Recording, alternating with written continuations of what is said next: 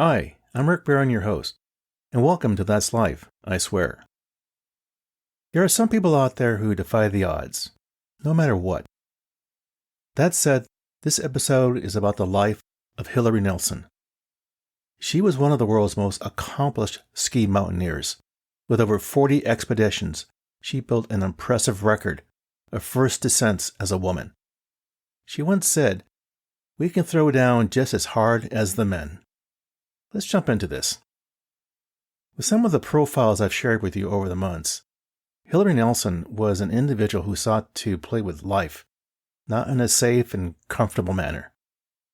Instead, this well-renowned ski mountaineer made choices that instead of knowing where life's road would take you, she took the road that wasn't traveled, and screw what obstacles may have come her way. Unfortunately, Hilaree did take a road where the obstacles won. On Monday, September 26th of 2022, Hilaree Nelson and her partner, Jim Morrison, climbed to the summit of Manaslu, almost 26,000 feet, the 8th highest mountain in the world. It was a moment Hilaree had long waited for to happen. With a deep breath, Hilaree began her descent on skis down the mountain. As she moved downhill, she triggered a small avalanche along the way and was swept away approximately 5,000 feet down the south slope. Morrison survived the avalanche. Unable to find Hilaree, he headed back to base camp safely. About after 2 days of searching in a helicopter, Morrison and a rescue crew located and discovered her body on Wednesday, September 28th. Hilaree was only 49 years of age. Now, there are many ways to talk about this woman's life. She lived on the edge, and the riskier, the better. She was a mother of 2 boys, a partner, a teammate, and a captain. Miss Nelson was a long-time resident of Telluride, Colorado, where she frequently traipsed and trained in the surrounding San Juan Mountains and worked for years waiting tables. Her biggest adventures came after she became a mother to 2 boys. Hilaree Nelson was born in Seattle on December 13th, 1972, to Stanley and Robin Nelson, and grew up there. She and her siblings would ride a bus on weekends to ski at Stevens Pass in the Cascades. But the water was the family's focus. Her mother refinished wood boats, and her father ran a family car dealership and took the family on weekend-long sailing trips. "We had tons of independence at 5 years of age," Miss Nelson said a few years ago. "That was a huge part of learning how to be myself, which is a surprisingly huge part of mountaineering." Besides Mr. Morrison, she is survived by her parents, her sons, Creighton and Quinn, now teenagers, from her marriage to Brian O'Neill, which ended in divorce, and her siblings. After attending Colorado College in Colorado Springs, Miss Nelson headed to France to hone her skiing and mountaineering skills over 5 winters near Chamonix.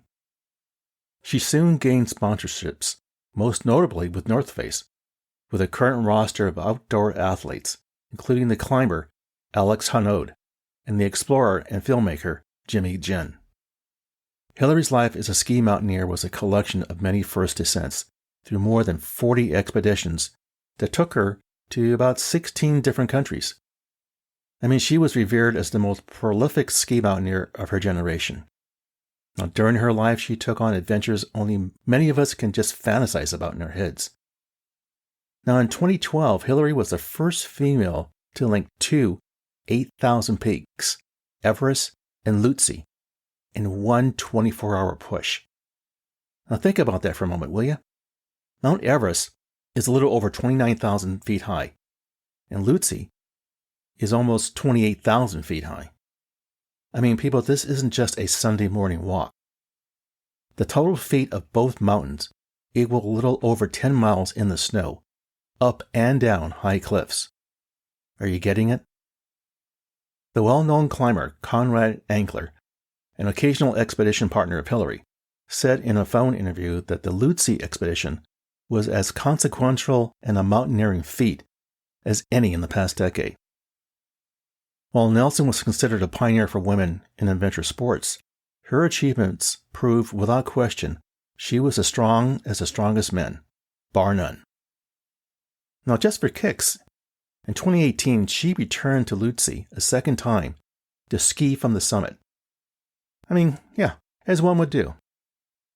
When Hilaree came down the Lhotse mountaintop, she had no idea her status in the world of ski mountaineering, where pursuits are performed in remote high corners of the world, under extreme, dangerous, and changing conditions, would place her at the top of her sport. Hilaree's accomplishments were recognized everywhere. In 2017, Men's Journal named her one of the 25 most adventurous women of the last 25 years. Now, in the same year, Hilaree and Jim Morrison climbed Petsua, located in India, which stood at about a little over 21,000 feet. Now, the mountain had another name, and it was quite fitting: the Peak of Evil. The climb was even sweeter because she and Jim were the first Americans to make the climb.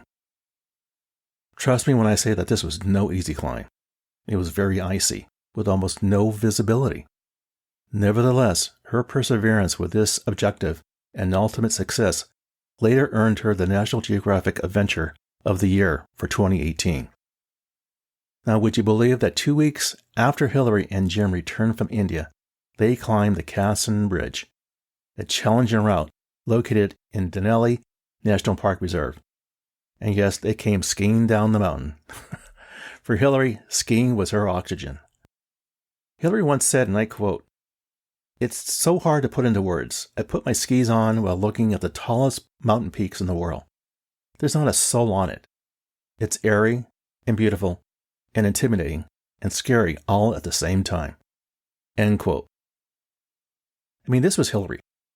Regardless of how intimidating and scary the situation was before her, she found beauty and romance. She spent over 20 years crafting her skills. I guess that's why so many of her admirers found that what she accomplished, she just made it look so damn easy. I guess you could say that was her signature on the sport. What can we learn from this story? What's the takeaway? Hilaree Nelson's accomplishments need no gender qualifier. She was equal to men, if not better in my book. Her outlook on going to places to ski and climb wasn't taken up with the time to talk about if it was possible. No way, not Hilaree. She just came to do it. On October 15th of 2022, hundreds of people gathered in Telluride, Colorado to celebrate the life of the renowned ski mountaineer. Those in attendance was like a who's who from the world of climbing and adventure.